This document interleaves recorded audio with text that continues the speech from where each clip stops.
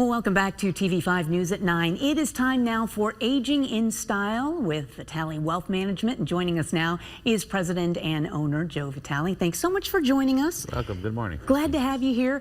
Don't forget, by the way, to get his free newsletter, Financial Vitals, for all the latest in market trends and financial news. You can scan the QR code right now using your camera app on your phone, and you can get access that way. And on to today's topic, it's an important one, some common factors that could be impacting your retirement income. And I suppose probably the first thing we should ask, really, if you could describe what the biggest factors are to consider when it comes to investment risk. There's a lot of factors with investment risk. I mean, you know, the market volatility, that's a big part of it. And it's not so much that it's bad per se, but you have to have the stomach for it, right? If you're in the market, you have to know the market's going to go up and down. You have to be ready for that. And if your income is dependent on that, you really have to make sure that you've got that predictable income stream. And if it's all in stocks or in the market and you've got a lot of volatility, that's a huge risk to your retirement income. So to have predictable income is a huge piece. You can have money in the market, you can have money in stocks, you know, and make sure that with the volatility, so long as you've got predictable income coming in, and you don't need that for day-to-day living. Because if you got a 10 or 20% pullback, that's going to affect you down the road. Oh, for sure. So that's why you got to make sure you're properly allocated. Well, I know you touched on it just a minute ago, but with the new administration, we are seeing a lot of changes. What is your expert opinion about really the impacts of legislative risk, what we should expect? Well, with the administration, we're seeing a lot of deregulation, which is going to be good, I think, for the market. I think long term, we're going to see a lot of good things once they digest what's happening with the administration, and seeing that, like especially with the tariffs, there was a lot of pullback, a lot of concern. Everybody overreacted and the market fell. But then guess what? It's right back now, and a month later, we're positive territory. We're going to see a lot of that, okay? So that's going to be a big part of it. People just got to digest and see how that's going to go. But legislative risk is a big thing, because regardless of what administration is in there, they can always change the taxes down the road.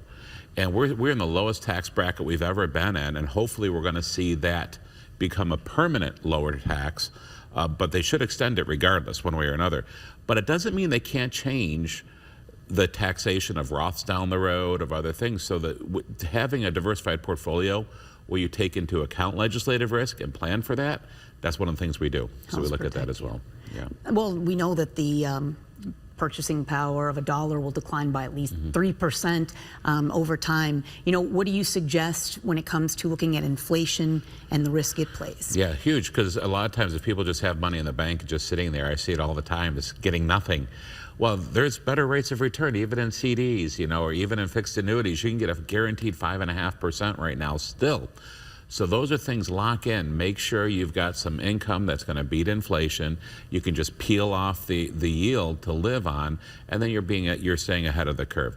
Again, diversify with some growth that you can get a better rate of return, but keep the dry powder, you know, your cash on hand, and try to get a little bit better interest rate as you go. Interesting. That's good. Now, what about long-term care? You know, I guess the question is, how do you know if you're ever really going to need it? And then that's got to be kind of hard to plan for. Huge. Everybody's like, oh my gosh, I don't want to spend money on long-term care, but yet over 70% of people are going to need long-term care at some time or another. But the biggest thing is you see traditional long-term care, which I think is awesome, and we're Dave Ramsey SmartVestor. Dave Ramsey says you should get it at 60 years old. But what happens if you don't need it? Then for 20, 30 years, you spend money on it, and then it's out the window. And a lot of times, a lot of companies, they're raising rates every 5, 10, 20 years or taking benefits away. That's horrible, especially when you finally need it as a retiree or as a senior in your 80s. You can't get it, or it's paying for nothing. So there are better options. A lot of options are the hybrids that they have out there, where the price never goes up. The coverage stays the same the whole time, and if you don't use it, it has a tax-free death benefit to the family. That's what I like to do. I like to use that where you can, you know, if you never need it, at least you get almost your money back, maybe a little bit more, and it's tax-free. So there's some great strategies out there right now. And what's the difference between catastrophic care and long-term care? Catastrophic, you could see a huge need, like all of a sudden you have this huge expense. Long-term care is just, you know, you have traditional, you know, cognitive care where it might be $5,000, $6,000, $7,000 a month, or if you go to a nursing home, you're talking $15,000 to $20,000 a month. But you could have a situation where all of a sudden you're like, oh my gosh, I've got a $100,000 bill coming in now. Or I've got these cancer treatments that aren't covered. What am I going to do?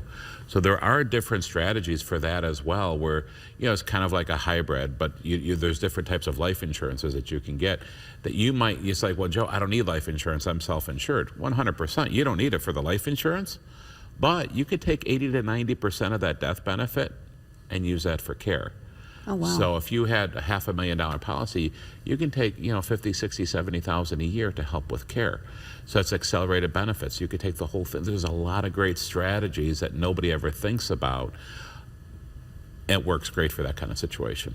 Well, we also should mention taxes playing into all of this. You know, bottom line, you say it's important to make sure you have reliable income. Yeah. How do you gauge that, and how do you keep it? That's a $1 million question. But the biggest thing, we look at the macro approach. So as opposed to everybody, people say, well, a lot of accountants, but I love our CPA friends, and we work with a lot of them very closely, but a lot of them look at the micro approach, where you're looking at a year by year. Oh my gosh, we don't want to pay taxes because it's going to increase your income this year. But when you look at macro, if you have a large IRA or a 401k, and you look at the next 30 years, if you don't do planning now, you're going to forever be in the higher tax bracket. Your Medicare premium, your Medicare Part B for a lot of retirees is roughly $185 a month.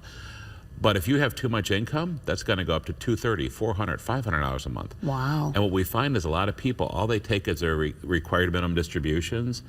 And if they don't plan ahead, they could have huge income in their later years and be in a huge tax bracket, especially if one of them pass away, and they go from married filing jointly to single.